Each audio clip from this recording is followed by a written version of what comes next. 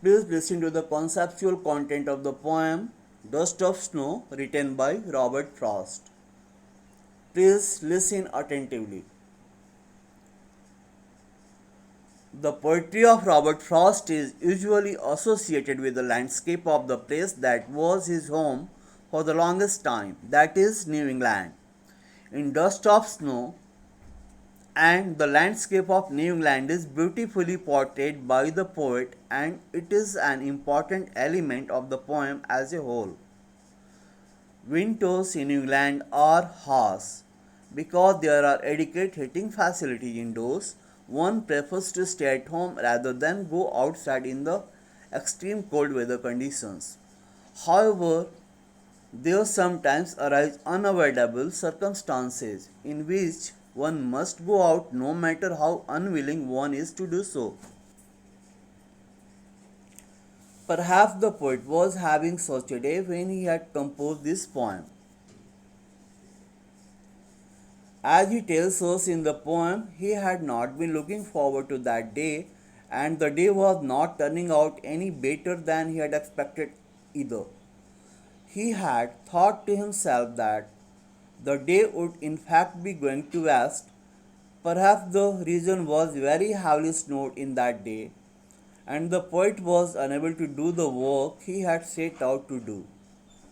In any case, his mood was pretty bad as he was walking by a wooded area. In that area, there were hemlock trees growing.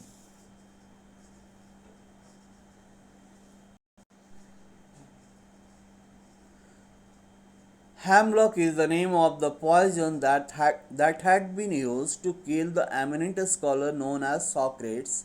In Hindi, we call him Sukrat, whose name we find mentioned in the works of his most illustrious student Plato.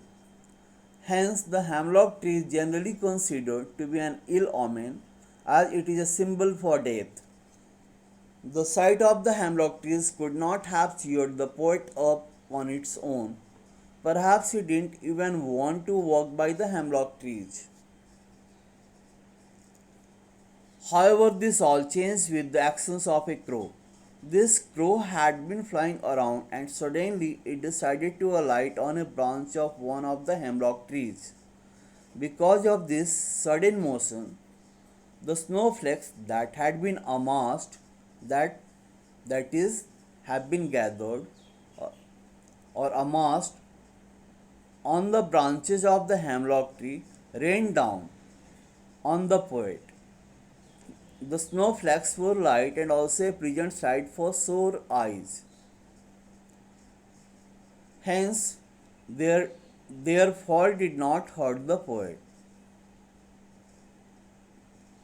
Their fall, the fall of snowflakes, did not hurt the poet. In fact, the poet felt as he was walking through. In fact, the poet felt as if he was walking through a light precipitation of snowfall. As those who have experienced snowfall will say, this is a delightful experience.